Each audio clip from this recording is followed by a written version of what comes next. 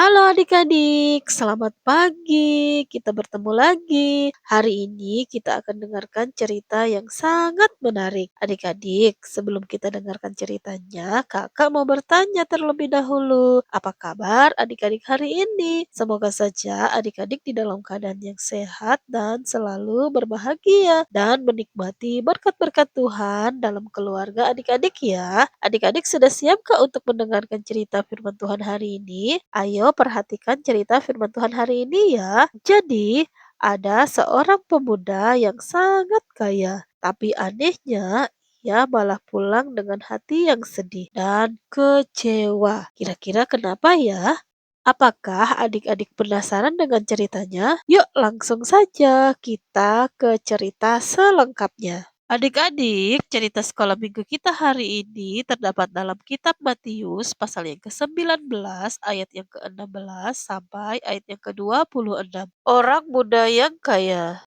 Adik-adik, jika adik-adik punya handphone, jam tangan, uang, dan barang-barang lainnya, senang gak? Pasti senang dong. Sama seperti pemuda yang akan kakak ceritakan kepada adik-adik hari ini. Jadi pada suatu hari, Yesus sedang berjalan bersama murid-muridnya. Sambil berjalan, Yesus mengajar banyak orang. Tiba-tiba seorang pemuda datang berlari menghampiri Yesus. Ia berpakaian sangat bagus dan terlihat kaya. Ia berlutut di depan Yesus dengan hormat. Kata pemuda itu, "Guru yang baik, apakah yang harus aku lakukan supaya aku mendapat hidup yang kekal?" Yesus memandang pemuda itu dengan penuh kasih. Lalu Yesus berkata, "Turutilah perintah Allah." Pemuda itu kembali bertanya, "Perintah yang mana, Guru?" Lalu Yesus berkata, "Jangan membunuh, jangan mencuri, jangan berdusta, hormatilah ayah dan ibumu." Pemuda itu tersenyum dengan percaya diri. "Semua itu sudah aku lakukan sejak aku masih kecil, Guru." Yesus melihat hati pemuda itu. Yesus tahu bahwa pemuda itu rajin dan baik hati. Tetapi ada satu hal yang mengikat hatinya.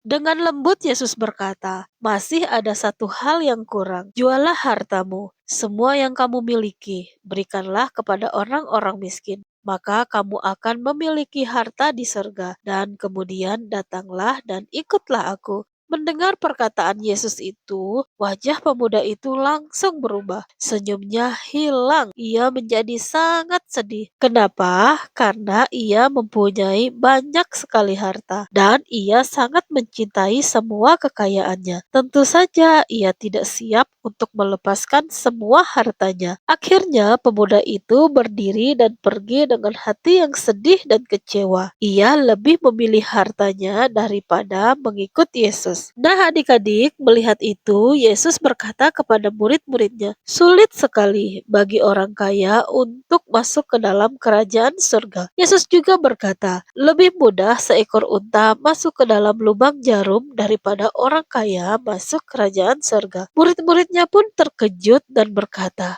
"Kalau begitu, siapa yang bisa diselamatkan?" Yesus menjawab, "Bagi manusia itu tidak mungkin, tetapi bagi Allah segala sesuatunya mungkin." Nah, adik-adik, pastinya kita senang dan bahagia ketika kita terlahir dari keluarga yang kaya raya, yang banyak hartanya, seperti seorang pemuda dalam cerita kita hari ini. Apa yang membuatnya bersedih adalah ketika Tuhan menyuruhnya menjual harta kekayaannya. Kemudian hasil penjualan itu dibagi-bagikan kepada orang-orang miskin. Adik-adik, cerita kita hari ini tidak berarti kita tidak boleh punya uang atau barang ya, tetapi Yesus ingin kita belajar sesuatu yang penting, yaitu yang pertama, Tuhan harus selalu menjadi nomor satu. Jangan sampai adik-adik lebih sayang kepada mamon, uang, atau apapun itu lebih daripada Tuhan. Yang kedua, belajar berbagi. Jika kita punya lebih, kita bisa membantu orang lain yang membutuhkan. Yang ketiga,